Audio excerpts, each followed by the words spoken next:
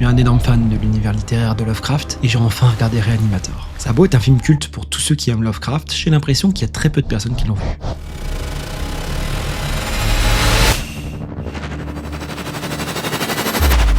Et pendant 86 minutes, j'ai eu l'impression de regarder une putain de prophétie.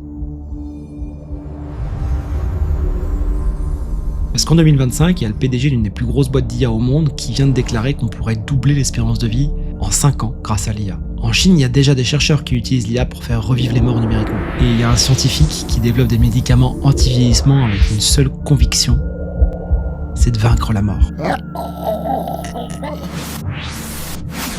La nuit des cassettes présente. Reanimator, c'est sorti en 1985 et ça a été tourné en 18 heures seulement. Et ça raconte exactement ce qu'on fait aujourd'hui.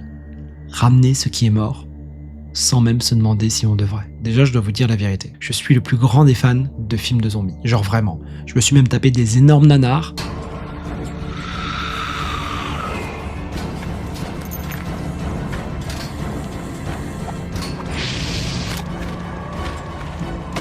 Et pourtant, j'avais jamais vu Reanimator. Alors tu peux m'insulter, tu peux me traiter d'ignoble inculte des profondeurs abyssales des ténèbres, sauf qu'il y a quelques jours j'ai remédié à ça. Et si tu le cherches, sache qu'il y a absolument rien sur les plateformes. Il y a rien en location non plus, et je me suis même demandé si j'allais pas finir par devoir le commander en cassette pour pouvoir le regarder. Sauf que là, il y a ce gars qui l'a posté en Full HD, et même en 4K, en version originale avec les sous-titres que vous pouvez activer en français, sur YouTube. Alors je te mets le lien dans la description. Et avant de plonger dans l'histoire, il faut que je te raconte un truc de dingue. Reanimator a été tourné en 18 jours. Et 18 jours, c'est hyper court. C'est encore plus court quand c'est tourné entre Thanksgiving et Noël 1984. Budget du film, 900 000 $. C'est extrêmement faible. Et pour te donner une idée, ils ont tout misé sur le sang. Ils ont utilisé 24 gallons de sang artificiel dans le tournage. À tel point que le maquilleur, il a dit que c'était le film le plus sanglant sur lequel il avait travaillé. Parce que quand tu utilises 2 à 3 gallons dans un film, c'est déjà énorme. Ah oui, et puis on peut s'attacher au réalisateur, Stuart Gordon. Là, lui, c'était pas un cinéaste, c'était un mec qui faisait du théâtre. Un metteur en scène qui avait monté des pièces controversées d'ailleurs, à Chicago, avec du gore sur scène, des performances provocantes. Et au moins, il est fidèle à sa ligne directrice, il a appliqué exactement la même philosophie au cinéma avec Reanimator. Et dans le film, il y a la magnifique Barbara Crampton. Et je vous ai déjà dit tout le bien que je pensais de Barbara dans une de mes dernières vidéos. Sauf que Barbara, elle s'attendait pas à répéter autant de fois les mêmes scènes d'un petit film d'horreur indépendant. Alors elle a pris de la coque tout le long du truc. C'est pas moi, c'est elle qui le dit. Parce que la philosophie du réalisateur, c'est si tu pleures dans une scène, pleure plus. Si tu te bats, bats-toi plus fort. Et ça se voit parce que chaque scène du film, elle est poussée à 200%. Dans le film, on est dans une faculté au milieu des années 80. On retrouve bien cette ambiance. Et au milieu de tout ça débarque Herbert West. Il porte exactement le même nom dans la nouvelle de Lovecraft. Et le pire, c'est qu'il est joué par un acteur qui connaît absolument rien à Lovecraft quand il prend le rôle. 18 jours plus tard, Jeffrey Combs venait de créer le personnage culte de sa carrière. Et 40 ans après, ce gars fait encore des tournées dans des salles complètement bondées.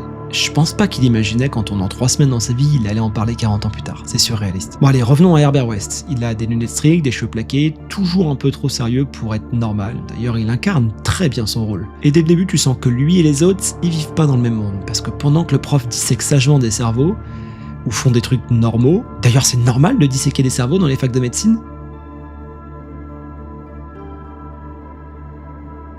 West, lui, il veut ramener les morts à la vie.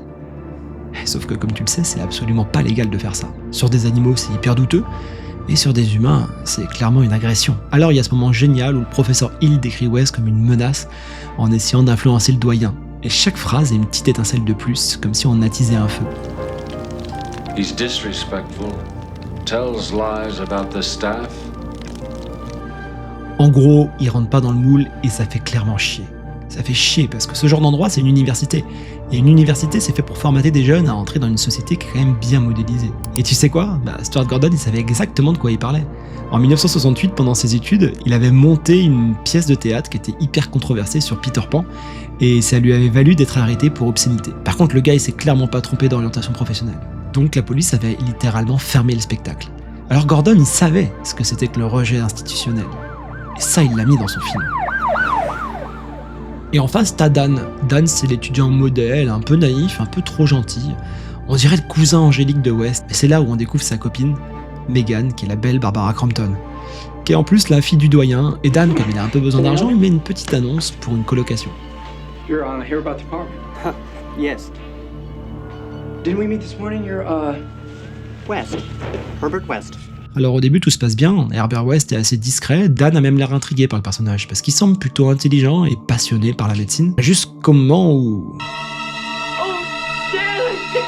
Ouais, tu découvres que West c'est une sacrée raclure. À mon avis, il a chopé le chat, il l'a buté, il l'a mis dans le frigo, et il a continué tranquillement sa vie, en attendant de pouvoir lui administrer son putain de sérum. What happened?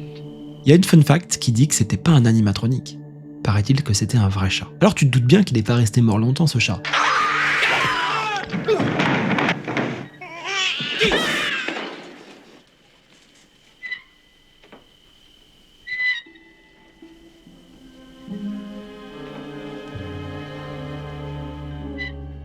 Et là, la scène, elle est à la fois absurde, glauque et hyper parlante, parce que Dan est choqué, Megan est traumatisée, et West, c'est West quoi.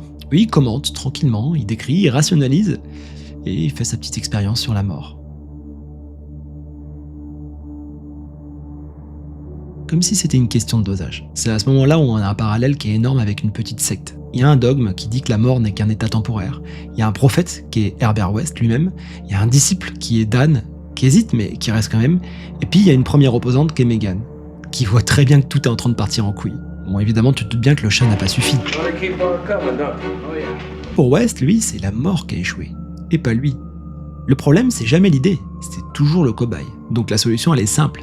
Il faut un corps plus frais, et pas endommagé par les premiers effets de la mort. C'est à ce moment-là qu'il trouve un corps parfait, athlétique et frais, et West se dit que plus le sujet est récent, plus la réanimation sera stable. Toi, tu sais ce qui s'est passé.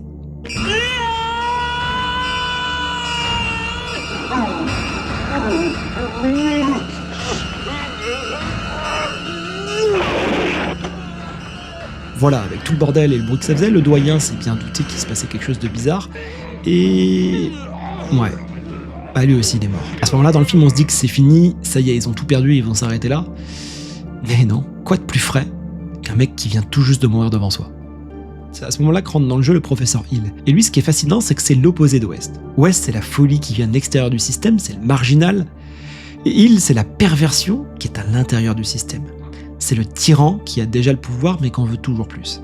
Et quand il comprend ce que West a trouvé, il se dit pas « Ok, on va l'aider, on va l'encadrer, on va réfléchir ensemble et améliorer tout ça. » Non, cette raclure, il se dit « Waouh, il y a du potentiel. Et je vais le voler, ça va être mon sérum, ma découverte, et ça va être mon nom dans les livres et moi qui va être connu. » En plus de ça, il a envie que d'une seule chose, et je le comprends d'une certaine façon, c'est de la baiser la petite Megan. Alors pour ça, il faut que ce soit la meilleure figure d'autorité possible. Et donc, il neutralise son pire ennemi, qui est le doyen, qui est déjà à moitié zinzin, en le lobotomisant. Ce que veut Hill, c'est qu'il n'y a plus aucun frein entre lui et Megan, et entre lui et le pouvoir. Et il va quasiment réussir à la fin du film. D'ailleurs, l'anecdote elle est incroyable. L'acteur David Gale qui incarne Hill a divorcé à cause du film. Parce que sa femme était furieuse après avoir vu cette fameuse scène de fin de film où il agresse sexuellement Megan. Elle l'a quitté pour un film. Bon pendant tout ce temps, tu te doutes bien que West lui il continue d'avancer et plus ça va, plus il ressemble à un mec sous-produit.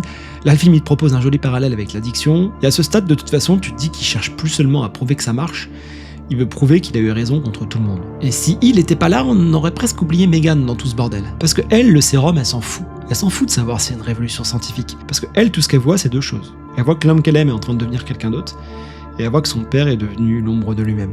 Un pantin. Alors elle essaie de sauver Dan, elle tente de stopper Hill, et elle est tiraillée par trois forces qu'elle contrôle même pas, qui sont l'obsession de West, la domination de Hill et la passivité de Dan face à tout ce qui peut arriver. Et encore une fois, on retrouve notre fameux triangle. Mais malheureusement, elle meurt. Et sa mort, elle symbolise énormément dans le film.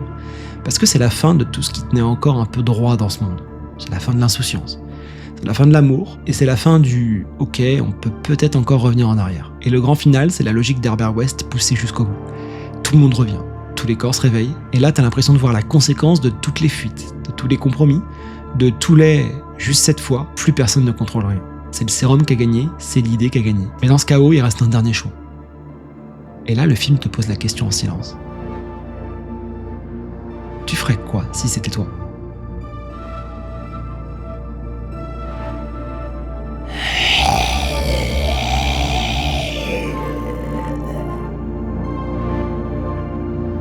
Alors voilà, c'est mon interprétation du film Reanimator, et forcément si t'es un fan absolu et puriste de Lovecraft, tu vas te dire que ce film n'est pas du tout fidèle à l'œuvre, et t'as raison, pour autant ça fait pas de lui un mauvais film. Parce que derrière le gore et les blagues malsaines, c'est un film qui parle de trois choses.